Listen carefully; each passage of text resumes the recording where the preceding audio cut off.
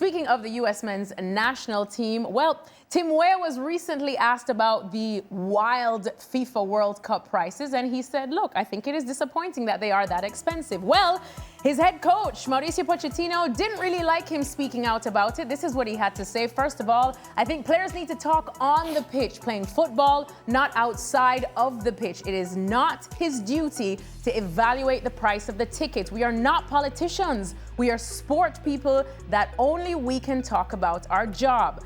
We need to be focused on the sports side and trust the organization that is in charge of soccer or football around the world that they are going to do the right things. All right, interesting stuff then from POCH. All I have to say is, Mauricio, it was going so well because, guys, I mean, I'm going to get your opinion soon, but this I feel like is plunging us back into the dark ages where he's kind of saying to Tim Weah, stay in your lane, shut up and play. And I think we have grown a lot from that, where we have seen athletes able to speak about worldly things. So to hear this, for me, it's a bit disappointing coming from Mauricio Pochettino. But Shaka, what did you make of it? Disappointing is about as nicely as I can phrase it. Yeah. I'll be honest with you. Athletes have been using their platform for quite some time. The challenge to athletes using their platform has been debunked continuously, given what's happening off the field politically. It couldn't be more tone deaf. Everything about this struck just to put or describe it as an incorrect chord is not doing how ridiculous it is justice. This is hearkening back to 60 or 70 years ago. Yeah. This is beyond belief that in 2026 we have somebody like Mauricio Pochettino, given the position he holds in this country, with its history of activism, of athlete activism, in this moment, making this statement.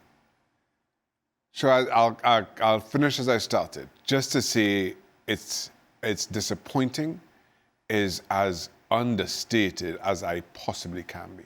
Hark? It's very well stated by Shaq. It's the U.S. men's national team, the country, what it's supposed to represent, land of the free, home of the brave. Except right now he's saying you don't get the free speech. And he's equating to a political statement, which it is not. No. Timothy Weah expressed what many global citizens today have been expressing, that this World Cup has turned corporate, that the average person, that the fan, it was the game of the people, is no longer the game of the people. It's the game of the rich. Thousands of dollars for single game day tickets to the World Cup. And here is one of the players on your team, few players with World Cup experience that have scored a goal in the World Cup, voicing their opinion how they'd like their people, their fans, in general, people of all races, colors, to enjoy the game. And you're saying, shut up and dribble. Oh, and by the way, the person who was saying this, the most tone-deaf individual, $6 million a year, the highest paid person in the U.S. men's national team or U.S. Soccer Federation's history, who was imploring fans to come out and support them. Please come out and support us, he was saying. Come to the games.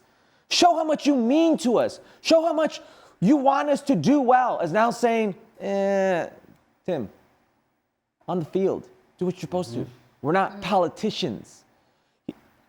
The lack of self-awareness, the lack of ability to read the room, to understand the moment, to have simple media training and say, you know what? We want all types of people. We want everybody to be able to afford and enjoy the game. And instead he chooses this route. And without getting political, I fear that most will mistake this as being political. Yeah. And if there are people out there who don't want to mix politics and sport, that's what sports have been like through the inception, to the beginning of sports. They've always been intertwined. But this is not political, and people are going to make this political because Mauricio Pochettino is making it a shut up and dribble type of thing. Let me just add to that. The people who don't want sport and politics to mix are the ones who are benefiting from sports status quo. That just leave it. I'm doing all right. Yeah. So don't say anything because that's going to upset my positioning. Never mind the player or whoever it is talking about it, responsibility, or whether you feel it's their responsibility or not. The player, in this instance, is Timothy Weah, assumed responsibility for his community, for his fan base, that he is looking out for their best interests. The only people who speak out against players who are using their platform in that way are the ones who are benefiting from this system the most. You spoke about Mauricio Pochettino's salary package. You also spoke about media training. And again, on the one hand, I want to say this isn't about media training. This is just about being human. Yeah. On the other, if a player made a statement as stupid as this, we would be screaming at US soccer about, please, give these players some media training. Please, manage their appearances a whole lot better. And now, so I say all that to say, to Hug's point, this is both a lack of media training and just a lack of humanness from Mauricio Pochettino. You know, guys, in spite of what many people around in my life may think, I'm a very good listener. I'm a very good listener. I feel like that's a conversation of a different show. I think you're a great listener. That's for a different show. We'll carry on. And sometimes people like Mauricio Pochettino are prisoners of their own words. Mm-hmm. I mentioned him imploring fans to come out and support the U.S. men's national team, asking them to shell out their hard-earned money. To build that culture. To build that culture that he wants, like the rest of the world.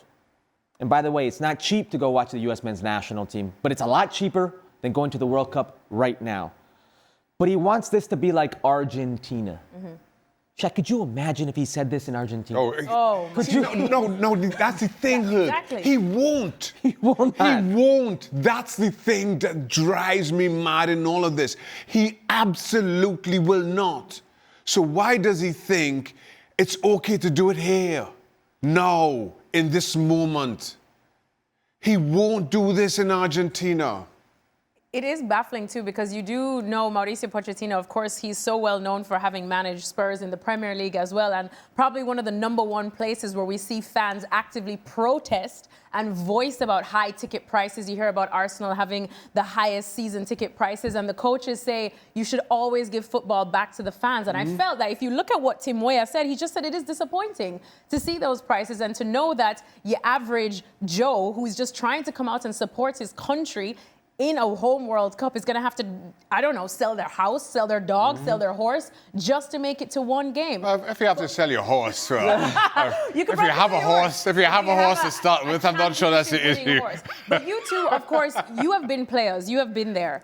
If you're hearing your head coach or your manager speaking like this about a comment that you say where you feel like, you know, you're just trying to look out for the fans who, let's be honest, without fans, there is no game. Does this affect anything at all in the dressing room? Of course it does. Well, I don't know if in the dressing room, but it affects the way I'm thinking right now about the head coach, the U.S. men's national team head coach. This is like the 50 Cent meme. Like, what did I do here? You know, like I was trying to stick up for the people here. He's telling him, focus, like, get better on the field. He's making a message like he needs to get better on the field because he's not doing that. You know, he turns it around, Timothy Weah, like, hey, you should focus on the field. You got enough problems, you know. And that, to me, Timothy Weah, he's a guy who I don't think has a sure spot in this starting 11. Yeah. If I see the way this formation has taken hold, the personnel, he's almost on the outside looking in that starting 11, unless he plays as a right back. I don't see him playing as one of those double 10s. So now I'm not sure of my position. Now I'm not sure of my place within the team of that starting 11. Here I come from having what I thought was a good World Cup in 2022 to a coach who's telling me, like, hey, you should focus more on the field because you're lacking there. Stop worrying about these ticket prices. It's unsettling ground for me. There are a couple of things in that. Now, I am all for Timothy Weah here, 100%. Absolutely. And regardless of whether he starts or not, whether he's a shoo-in or not, if he feels a need to use his platform to represent his fan base, his community, whatever it is, credit to him for that. And if his position is fragile enough that if he does, Pochettino takes some kind of action towards it, even more credit to Timothy Weah in doing so, in recognizing the moment and his responsibility to it. Now, the question you asked, Alexis, was, would this affect the dressing room? And it's a difficult one to kind of figure out, in that it's a national team. Now, were this a club team? Absolutely yes. But then you're meeting week to week. Yeah. You're working with this manager day to day. So my initial answer is, if all other things being even, absolutely yes, this affects the dressing room, probably in the longer term, more so than the short term. I say that because, I'll be honest, at the end of the World Cup, I'm not sure that Pochettino is going to stay on as US men's national team manager. So that does not become an issue. As far as the US men's national team goes right now, you don't meet again until March, that international window, and then the next time you meet after that is in the immediate build-up to the World Cup. And right there and then, your entire focus is on the World Cup. So it's a totally different dynamic than had this been a club team. You make those comments, and I have to see you tomorrow morning on the training ground, and the next day, and how that affects the dressing room going forward. Let's say both perspectives are trying to appease somebody. Timothy Weah is trying to appease the general public, like sympathize with the general public. Who is Mauricio Pochettino trying to sympathize with here? Well, he did say you just have to trust who's he trying the to organizations to do He's the asking right us thing. to trust So it FIFA sounds like to do the right thing, is what he's asking. Which, of course, they have a great track record of doing that. I just don't understand. Like, at some point in time, we're going to be old. And we're going to be asked on what side of history you were on. Some sooner than others, but carry on. Some are already there. And our grandchildren, when they learn things, are going to ask, what side of history were we on? Yes. He's going to have to sit there and say, I was on this side of history. Yeah. And do it with a straight face and be proud of that. Like, he's advocating for the rich to get richer, and shut your mouth and don't worry about it. Yeah. Because it doesn't pertain to you. Yeah. I mean, it's amazing because, again, I just had to search to find the exact quotes, because it almost feels like a father scolding his son for speaking out of turn. And all Tim Weah said was, it's too expensive. Football should still be enjoyed by everyone. It's the most popular sport. This World Cup will be good, but it will be more of a show. I'm just a bit disappointed by the ticket prices because lots of real fans will miss matches. Which I mean, Timothy Weah's point, while focused on the World Cup, is centered in a broader discussion around how costly participating in US soccer is in general. Yeah. So it's a much broader topic that Timothy Weah is addressing, albeit the focus is on the World Cup, but it's an issue, an ongoing issue in US soccer. And then along comes the highest paid person in US soccer saying, you know what, it's all right. Let's just leave things as they are and trust things to pan out. There's no real, I'm sure Mauricio Pochettino will disagree, but it's not coincidental that he's making these comments. It's just a slippery slope trying to censor your players in this way. And I repeat, if we listen to him closely and we hold him to his word, this is why he's having rifts with reporters in post games. Because we hold him to his word and he does the opposite. So if he wants this to be Argentina, if he wants us to hold the national team to that standard, that passion, that culture, you can't say these things. If you want the U.S. men's national to be well supported and you're crying about it, you're bitching about it, you want fans to come out and support you to shell out their hard-earned money, you can't say, hey, shut up, this is the way things are. Quick one, before we move on as well. If you're Tim Weah, are you having a word? No. I'm continuing to speak my mind, I'll be honest. Do you not call up the gaffer and say, no. Respectfully, gaffer, what? The gaffer has established his position and who he's answering to or catering to. That's fine. Timothy Weah is speaking to a completely different audience. Fair, fine.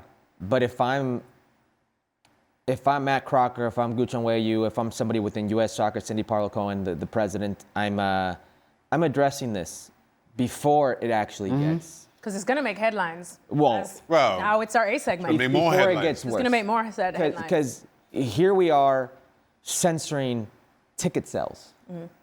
That's what Mauricio Pochettino is going to do. And if a player feels they're being censored, they can't express themselves, their First Amendment right. Like, this is a slippery slope for U.S. soccer. Yeah. So if Yeah. I'm U.S. soccer, I'm addressing this quickly.